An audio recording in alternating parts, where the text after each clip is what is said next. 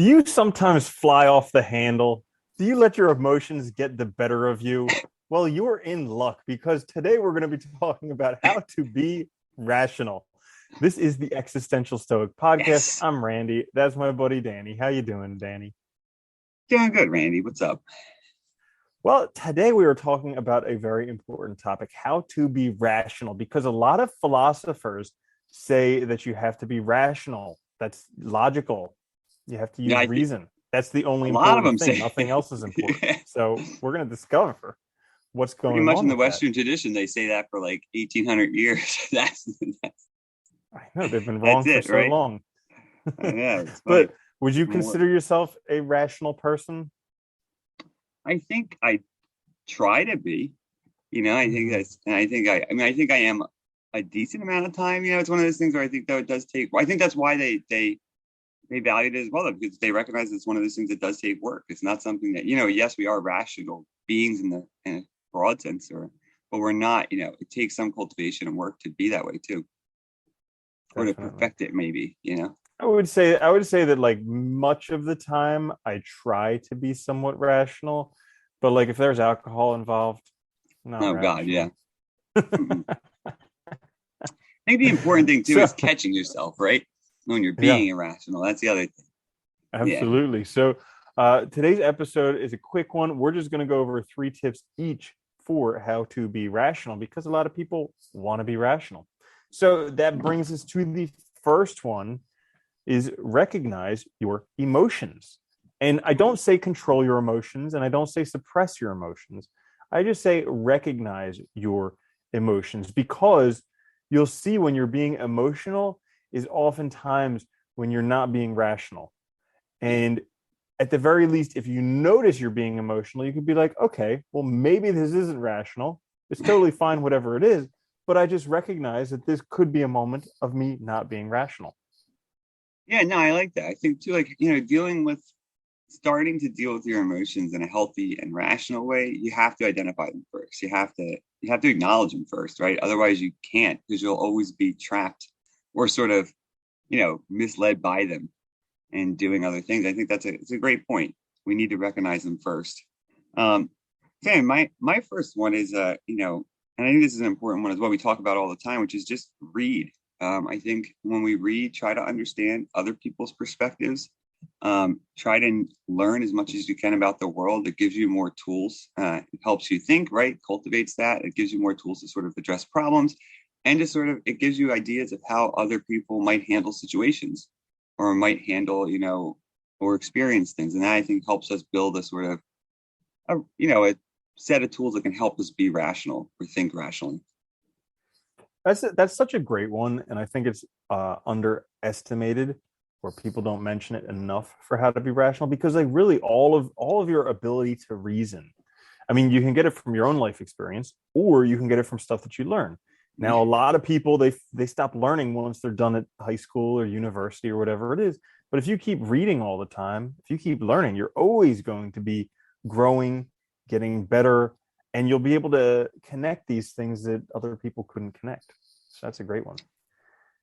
My next one, along the same lines, kind of, but Ooh, not really, from from reading, but is different.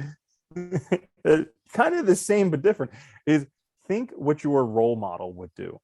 So, like, Ooh, I say this because there are people I look up to people who other people think are very smart because chances are if a lot of people think they're smart then they probably are, like yeah, I got Charlie a good Munger, chance. Warren Buffett's business partner Charlie Munger.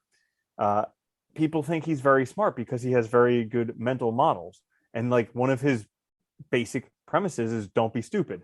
Like he's not saying like be smart, he's just being saying don't be stupid, which makes a lot Yeah, more sense because we kind of know it's stupid but it's hard to be smart.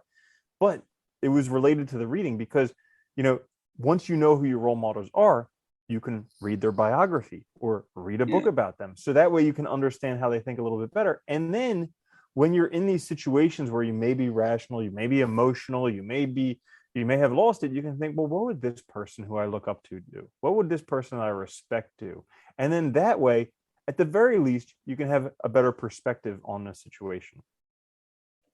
Oh, I like that. And I think you make a good point there too. Like, even his point too about not being stupid. It's like, y- I like that because it's like if you're trying to be like smart, you get these ideals and or these ideas of perfection, and that's not really what you need to be rational or to live a good life. You just need to try and be your best as best you can, and that starts with just not being, the worst thing or the bad thing. So I think that's a nice way to look at it. And yeah, dude, reading and look, having some people that you do admire is a great way to help you also step back and sort of think about things carefully, right? It goes really nicely with my next one, actually, I think, which is slow down. I think, taking a step back from the situation, giving ourselves a chance to sort of think things through. That's being rational, right? It's thinking and taking control, being in control. And I think we can't do that if we're rushing. And reading these books, having sort of role models that we can imagine, what would they do, or how would they handle the situation, or even look into their biography and see, when did they suffer through something like this and what did they do, give you some examples. These are all great ways to sort of kind of take a step back and, you know figure out the situation, not be led by the wrong ideas, like by our, not let our emotions sort of overwhelm us, not let other people sort of dictate how we act or how we think. I think that's crucial. Yeah. Yeah, and slow down's a great one, because when you're in a hurry, you like don't have compassion for other people. You aren't even able to No. consider other people. And so it's not you're not really acting the best that you can when you're in a hurry.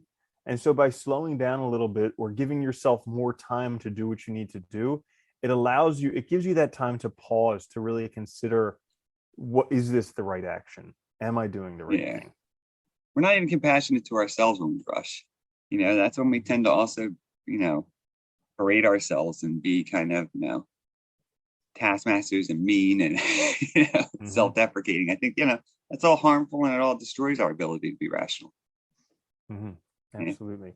So, my last one along the lines of compassion for being rational is actually put yourself in the other person's shoes. So, Mm. oftentimes we lose our ability to reason when we're dealing with other people because we get emotional. It becomes like a me versus you, or like, I have to win, you have to lose, pleasure, pain, all of this stuff. And that triggers emotions that we completely lose our rationality with.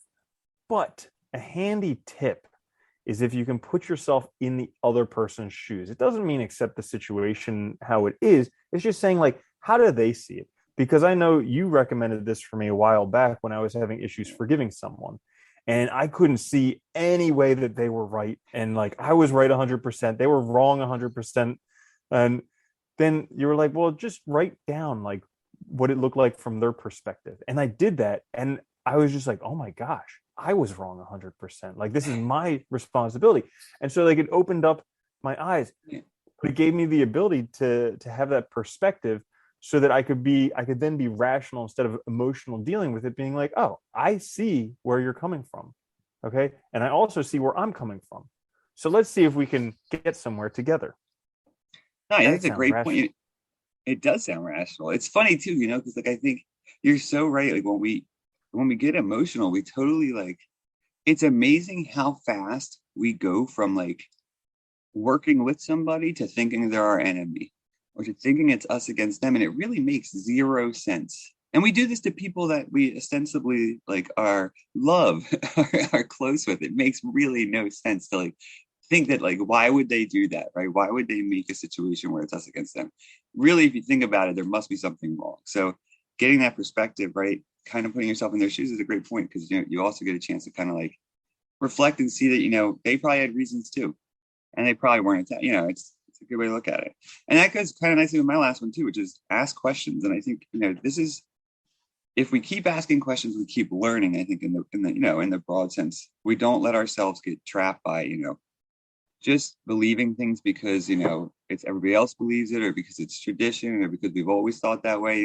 It keeps us sort of thinking in new ways, which is important, but also asking difficult questions like you're saying, when we're struggling with emotions, when we're struggling with like problems in our lives, asking difficult questions about like, well, what's my responsibility, what part do I play, did they really, are they really attacking me? I think that's a huge part of being rational.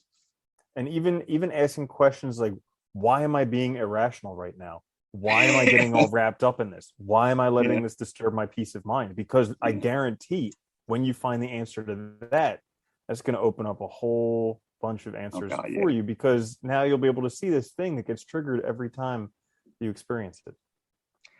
And just to add like kind of one last half thing, I think too, is that like, to be rational too, I think to be more rational, you just have to keep working on it too. Because it's not, and these are things that you have to remind yourself literally all the time. I have to do it constantly because I catch myself still doing it all the time and it's still a struggle. So it's like something you have to keep reminding yourself. It's really funny because like I'm at this point now where oftentimes I catch myself when I'm not being rational. And then I get really angry at myself for not being rational. And I don't change not being rational. And I'm still irrational, but I'm Yeah. just angry at myself that I'm irrational. It doesn't change anything. So I think the next step is just kind of accepting it and then seeing if I can change it. Who knows? Yeah, it's a slow progression, right? Mhm. Absolutely. So that is all Nice. for how to be rational on the Existential Stoic podcast. Woo. Guys, we're on YouTube. We're on all the podcast things. It really does Yes, we help are. if you like, subscribe, share, all of that. We will see you coming up midweek with another episode. I'm Randy. That's Danny. I'll catch you later, Danny. Later, Randy.